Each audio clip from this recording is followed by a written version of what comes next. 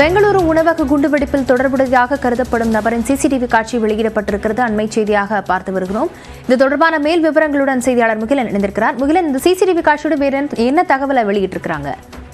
காயத்ரி, அப்ப நேற்று பார்த்தோம் ஒரு மணி அளவுல இந்த பிரசித்தி பெற்ற ராமேஸ்வரம் காஃபி, அதாவது ராமேஸ்வரம் உணவகம், அங்க ஒரு வெடி விபத்து ஏற்பட்டது. அதைத் தொடர்ந்து அந்த மேலக விசாரணையில அது ஒரு ஐஇடி, அதாவது லோ இன்டென்சிட்டி ஐஇடி பயன்படுத்தி தான் அந்த வெடி விபத்தானது நிகழ்த்தப்பட்டிருக்குங்கிறத நேற்று கர்நாடக காவல்துறையினர் உறுதிப்படுத்தியிருந்தாங்க. இது வந்து ஒரு நபர் உள்ளே அந்த ராமேஸ்வரம் காஃபிக்கு உள்ளே வந்து அந்த கேஷ் கவுண்டருக்கு பக்கத்துல ஒரு பேக்கை விட்டுட்டு போறாரு.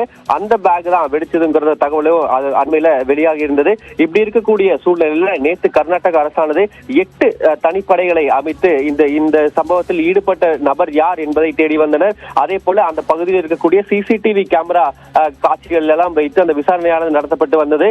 தற்போது இந்த சம்பவத்தில், அதாவது இந்த ஐஇடி வெடிகுண்டை அங்க வைத்தது யார் என்ற அந்த சிசிடிவி ஃபுட்டேஜ் மூலமாக யார் என்பதை அவர்கள் தற்போது அடையாளம் கண்டுபிடித்துள்ளனர். நாம் அது தொடர்பான இந்த பிரத்யேக காட்சிகளையும் தற்போது பார்த்து வருகிறோம். ஒரு நபர் ஒரு கேப்பை அணிந்து கொண்டு உள்ளே நடந்து வந்து அவர் தோளில் இருக்கக்கூடிய அந்த பையை அங்க வைத்து விட்டு, அதாவது அவர் டோக்கன் வாங்குறாரு.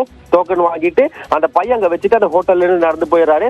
இந்த ஐஇடி, அந்த லோ இன்டென்சிட்டி ஐஇடி பாம் ஆனது டைமர் பிக்ஸ் பண்ணப்பட்டிருக்கு. அதாவது அவர் அங்க வைத்து 1 மணி நேரம் கழித்து தான் அந்த வெடி விபத்தானது நடந்திருக்கு. இதெல்லாம் கர்நாடக காவல்துறையினர் தங்களோட விசாரணையில கண்டுபிடிச்சிருக்காங்க. தற்போது இந்த சிசிடிவி ஃபுட்டேஜ் மூலியமா இந்த நபர் யாரு என்னங்கறத அவங்க ஆய்வு செய்து வராங்க. மிக முக்கியமாக பேஸ் டிடெக்ஷன் டெக்னாலஜி மூலியமா இந்த நபர் யாரு என்பதை தற்போது கர்நாடக காவல்துறையினர் உறுதி செய்வதற்கான பணிகளில் ஈடுபட்டு வருகின்றனர். காயத்ரி, விவரங்களுக்கு நன்றி முகிலன்.